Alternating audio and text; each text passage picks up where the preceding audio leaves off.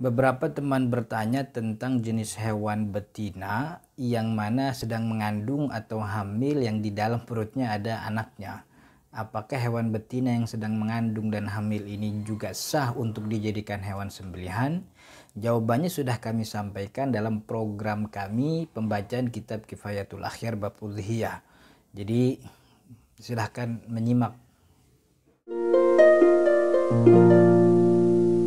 Wahal tujzi'ul hamilu, apakah sah hewan yang hamil? Ini ada betina nih, hamil, ada kandungannya, itu sah gak sembelihannya?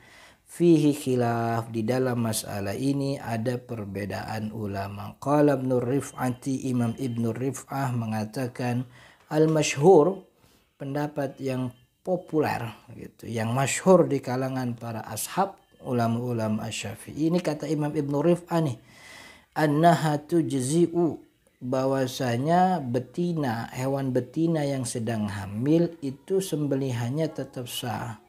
Li'anna naqsal lahma, kan kalau betina lagi hamil tuh kan dagingnya berkurang, yang gede tuh perutnya, dagingnya berkurang. Kata Imam Ibnu Rif'ah bahwasanya yang populer tuh betina yang hamil tetap sah walaupun ada kandungannya, tapi kan dagingnya dikit. Kedikitan daging, kurangnya daging dari badan si betina yang hamil ini yujbar bil janini, itu bisa ditutupi dengan janin. Maksudnya nggak apa-apalah dagingnya kan kurang, tapi kan ada janinnya kan tuh ada dagingnya gitu. Wa fihi wajuhun, dan di dalam masalah ini wajuhun, ada pendapat ulama. Jadi kalau disebutin wajuhun itu artinya pendapat ulama Syafi'inya, bukan Imam Syafi'i. Jadi kalau Imam Syafi'i disebut dengan istilah qaulun. Jadi kalau wajuhun itu istilah untuk pendapat ulama Syafi'i. Wafihi, dan dalam masalah ini, masalah hewan betina yang hamil, ada wajuhun, ada satu pendapat ulama lain, ulama Syafi'i, la tujzi, bahwasanya itu tidak sah. Nggak sah tuh betina yang sedang hamil, nggak boleh. Qala Ibnun Naqibi, Imam Ibnun Naqib mengatakan, Imam Ibnun Naqib ini termasuk ulama Syafi'i dari kalangan Alawiyin, Ahlul Bait. Jadi kalangan Alawiyin, Ahlul Bait yang bermadzhab Syafi'i itu banyak gitu. Wa hadzal wajh, pendapat ini, pendapat bahwa itu tidak sah, iqtasara alaihi Nawawi, itu yang disebutkan oleh Imam Nawawi walaupun secara singkat, fi syarhil muhadzabi, dalam kitab Al-Majmu' Syarah Muhadzab, ala hikayatihi, ketika Imam Nawawi menceritakan masalah tersebut, an Abi Thayyib, dari Abu Thayyib. Abu Thayyib ini ulama Syafi'i. Jadi kalau disebut Abu Thayyib biasanya Abu Thayyib At-Tabari gitu. Annahu naqalahu, bahwasanya Abu Thayyib itu menukil perkataan bahwa sembelihan betina yang hamil itu enggak sah, anil ashab, dari banyak al ashab. Jadi ashab itu kalau disebut ashab ya para jemaah, teman-teman yang dirahmati Allah, kalau disebut ashab tuh biasanya adalah ulama-ulama Syafi'i sebelum abad ke-4 Hijrah. Atau banyak juga yang menyebut kalau disebut ashab tuh ulama Syafi'i sebelum Imam Nawawi dan Imam Ar-Rafi'i. Tapi kalau setelah Imam Nawawi, setelah Imam Ar-Rafi'i, atau itu setelah abad ke-4 Hijrah, itu disebut dengan ulama mutaakhir. Jadi ada ashab asy-Syafi'iyah, ada mutaakhirus Syafi'iyah. Standar mana ashab mana mutaakhir itu gak, bedanya sederhananya setelah Imam Nawawi dan sebelum Imam Nawawi. Sebelum Imam Nawawi namanya ashab, setelah Imam Nawawi namanya mutaakhir. Tapi ada yang pakai tanggalan juga, maksud ada pakai tahun. Jadi 4 Hijriyah tuh batas ashab. Jadi setelah 4 Hijriyah, setelah abad ke-4 maksudnya, setelah abad ke-4 itu namanya mutaakhir. Nah, Imam Abu Thayyib ini kita nukil dari ashab nih, dari ulama-ulama Syafi'i dulu yang dekat zamannya sama Imam Syafi'i. Wa muqtadahu, bahwasanya intinya annaha la tujzi, tidak sah sembelihan daging, tidak sah sembelihan betina yang sedang hamil. Betina yang lagi bunting kagak boleh disembelih gitu. Qala al-Isnawi, ay Asnawi, Imam Asnawi, beliau punya kitab Nihayatus Usul kalau nggak salah, itu kitab usul. Asy-Syafi'i, Imam Nawawi, Imam Asnawi mengatakan wa maqalahu Ibnu Rif'ah, apa yang dibilang oleh Ibnu Rif'ah. Tadi kan Ibnu Rif'ah bilangnya masyhur ya, bahwa masyhur betina yang hamil itu sah gitu. Padahal nggak sah tuh kata Imam Nawawi. Kemudian Imam Asnawi nanggepin, wa maqalahu Ibnu Rif'ati, apa yang diklaim oleh Imam Ibnu Rif'ah ala wajhid dhaif, tentang pendapat yang lemah bahwasanya betina yang hamil itu adalah sah, dan itu dia bilang masyhur. Wa innal masyhur khilafahu, yang masyhur itu adalah kebalikan dari yang sebenarnya masyhur, yaitu yang sebenarnya yang masyhur itu tidak sah. Tapi kata Imam Ibnu Rif'ah, yang masyhur itu yang sah gitu. Nah, kata Imam Ibnu Isnawi, klaimnya dia bahwa yang masyhur itu adalah sah, ajib, aneh banget itu. Aneh banget. Kenapa dikatakan aneh? Faqad sarraha bi kaunihi aiban ya'nil hamla bi khalaik, bahwasanya sudah dinyatakan secara eksplisit bahwasanya yang namanya hamil bunting bagi hewan itu adalah aib, cacat yang membuat itu tidak sah dikurbankan.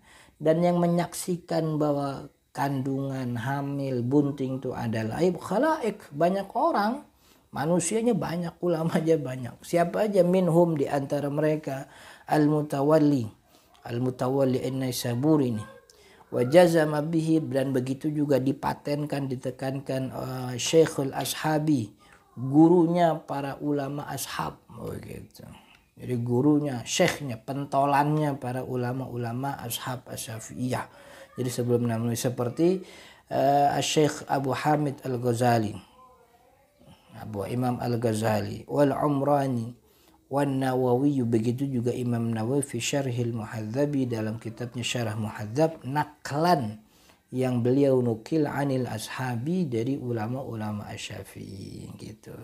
Wa farraqu, dan ulama-ulama yang tadi disebut membedakan baina tadhiyati, antara kurban, waz zakati, dengan zakat, bi annal maqsuda minal udhiyati, bahwasanya maksud dari kurban al-lahmu, yaitu pemanfaatan dagingnya, wa huwa yuhziluha, dan kehamilan bunting kandungan itu membuat dagingnya lebih kurus karena kemakan sama janinnya semua. Wal maqsudu minaz zakati, dan maksud daripada zakat al-qimah, nilainya begitu, nilainya, bukan dagingnya tapi nilainya. Wa sarraha bihi aidan al-Bandaniji, dan itulah yang dieksplisitkan, yang juga ditekankan oleh Imam Al-Bandaniji. Jadi maksudnya Imam Al-Hisni bilang bahwasanya kalau dibilang betina hamil itu sah, nggak benar. Yang benar tuh betina hamil nggak sah. Karena ini sembelihan, beda sama zakat. Kalau zakat emang yang dihitung nilainya, yang paling gede itu yang paling bagus nilainya. Ya, betina yang lagi hamil tuh nilainya kan mahal. Tapi kalau yang namanya sembelihan tuh yang jadi nilainya itu adalah dagingnya. Ada sesuatu yang membuat daging itu berkurang, ya menjadi berpengaruh terhadap keabsahan kurban itu sendiri, itu maksudnya gitu. Wa ra'aituhu fi syarhil muhadzabi al-musamma bil istiqsa'i gitu. Dan inilah masalah yang saya lihat dari kitab Syarhul Muhadzab yang kemudian dinamakan al-istiqsa'. Wa naqalahu 'anil ashabi, dan dinukil dari banyak ulama Syafi'iyah yang terdahulu, fa haula'i a'immatul madhab, dan mereka adalah imam-imamnya madhab. Jadi imam mazhab itu ya Imam Syafi'i, cuman di bawah Imam Syafi'i itu kan ada pentolan-pentolannya ulama Syafi'iyah gitu. Nah, pentolan ulama Syafi'iyah semuanya bilang zakat beda sama kurban. Kalau kurban daging yang dimanfaatkan, kalau zakat ya nilainya. Maka hal-hal yang membuat daging itu berkurang ya kita bilang nggak sah. Betina yang bunting itu nggak sah begitu. Itu maksudnya. Fahaulai aimatul madzhab wa jazamu, dan mereka semua menekankan, meyakinkan, mepatenkan bihi bahwasanya sembelihan betina yang jantan,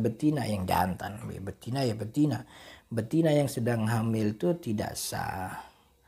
Wala'alla sabab fi qawli Ibnu Rif'ah, mungkin aja nih Imam Ibnu Rif'ah kan bukan nggak pernah, jarang ngomongnya salah, fatwanya banyak diambil gitu, tapi kok fatwanya menyelisih masyhur ulama ashab gitu ya. Kata-kata Imam Ibnu Naqib ini masih kepanjangan Imam Ibnu Naqib nih perkataannya. La'alla sabab Imam Ibnu Naqib, Imam Al-Isnawi gitu ya. Wala'alla sabab, mungkin sebab kenapa kemudian Imam Ibnu Rif'ah mengatakan demikian, kaunuhum dzakarul mas'alata fi ghairi madhinnatiha, mereka menyebutkan masalah itu bukan pada tempatnya gitu. Ini Imam Ibnu Rif'ah lagi ngomongin zakat, tapi sama orang-orang dibawa ke udhiyah, padahal udhiyah sama zakat masalahnya beda. Jadi Imam Ibnu Rif'ahnya nggak salah, cuman salah orang-orang yang ngutipnya begitu. Mungkin Imam Ibnu Rif'ah tuh lagi ngomongin zakat, bukan lagi ngomongin kurban. Dikutip jadi kayak masalah kurban. Karena sama-sama nih ya, sama-sama kambing, sama-sama sapi. Jadi sering ketukar-tukar gitu. Qultu, ini kata Imam Alis nih. Kalau saya sih bilang begini, itu qultu tuh gitu. Qultu tuh artinya saya katakan. Jadi kalau bahasa enak, kalau saya sih bilangnya begini nih gitu. Yang bagi ayyufassal, baiknya masalah ini ditafsil, artinya diurai, tidak dimutlakan saja. Fayuqalu, akhirnya kemudian kita katakan, in kanatil hamilu saminan, kalau betina yang sedang hamil mengandung bunting itu saminan, emang badannya gemuk, fatujzi'u qat'an, maka itu sah qat'an secara mutlak, kambing sembelihan itu sah kalau emang dia gemuk, lil ma'nal maqsudi minal udhiyati, karena cocok dengan tujuan dan maksud daripada sembelihan itu sendiri, yaitu pemanfaatan daging. Walaysa fil hadithi ma yamna'uha, dan tidak ada dalam hadis yang melarang jantan betina yang hamil gitu. Walahiyya fi ma'nal mansusi, dan dia juga tidak ada pada teks. Tadi kan kemarin kan kita bahas hadis Nabi yang empat cacat itu yang picak sebelah, pincang, kurus, sama yang penyakitan. Dan kehamilan itu kan nggak dalam empat mana itu semua begitu. Wa idlam takun saminatan, nah kalau dia itu nggak gemuk tuh kambing, sapi, dia nggak gemuk tuh, tapi fa in lam takun saminatan, kalau dia nggak gemuk, fa in bana bihal huzalu, dan kelihatan banget kurusnya gitu, gara-gara hamil kurusnya jadi kelihatan, falatu jazi, maka nggak sah. Wa illa, tapi kalau kurusnya nggak kelihatan, masih wajar-wajar aja, ajza'at, maka dia tetap sah. Kanadhiriha mimman la hamla biha, seperti sejenisnya sama-sama betina yang memang sedang tidak mengandung, sedang tidak bunting. Ini ngomongin kambing bunting lumayan panjang nih gitu. Kambing bunting sah apa enggak? Ala anna fi kalamir Rafi'i, karena memang terdapat dalam perkataan Imam Ar-Rafi'i ma yadullu ala ijza'iha, apa yang menunjukkan bahwa kambing sembelihan yang betina yang sedang hamil itu tetap sah mutlakon, secara mutlak. Oh, jadi yang ngomong betina hamil itu bukan cuma Ibnu Rif'ah doang, tapi Imam Ar-Rafi'i juga. Walihada qala innaha, dan karena ini juga Imam Ar-Rafi'i mengatakan innaha, kalau saja itu hewan kambing yang lagi bunting tuh, uyyinat, kalau ada kambing lau uyyinat, kalau dia ditentukan amma fi dhimmati ajza'an.